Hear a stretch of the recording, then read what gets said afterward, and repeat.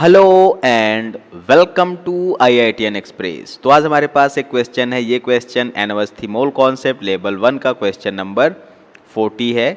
चलिए देखते हैं क्वेश्चन क्या कह रहा है। क्वेश्चन कह रहा है कि carbon and oxygen combine to form two oxides, carbon monoxide and carbon dioxide, in which the ratio of the weights of carbon and oxygen is respectively 12:2, 16 and 12:32. These figures illustrates the law. ठीक है, तो simply हमको क्या बताना है कि हमारे पास carbon oxygen है और दोनों डिफरेंट मास रेशियो में कंबाइन हो रहे हैं और इस डेटा को देख के हमको बताना है कि ये किस लॉ के अकॉर्डिंग कंपाउंड फॉर्म कर रहे हैं।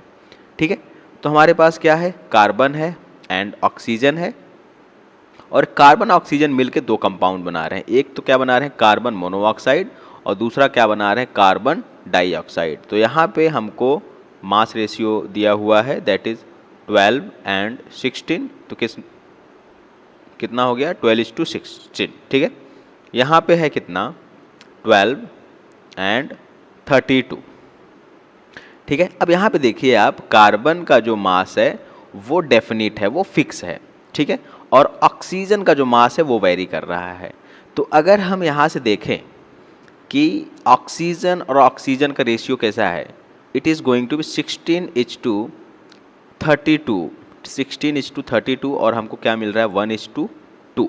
यहाँ पे ऑक्सीजन जो है कार्बन के 12 पार्ट से 16 पार्ट कंबाइन हो रहा है। यहाँ पे अगेन जो ऑक्सीजन है कार्बन के 12 पार्ट से 32 पार्ट्स कंबाइन हो रहा है।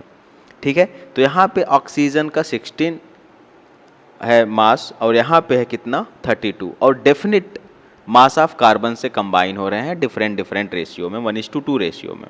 ठीक है, तो यहाँ से सिंपली हम कह सकते हैं क्या, कि ये जो कंपाउंड फॉर्म हो रहे हैं वो कंपाउंड फॉर्म हो रहे हैं लॉ ऑफ मल्टीपल प्रोपोर्शन से। ठीक है, लॉ ऑफ मल्टीपल प्रोपोर्शन से। इसका एक एग्जांपल और आप देख सकते हैं, जैसे H2O एंड H2O2। यहाँ पे जो हाइड्रोजन का मास है वो क्या है, फिक्स्ड है, और ऑक्सीजन का मास वेरी कर रहा है। ठीक है, so hope you got the answer. Thanks for watching and have a good day.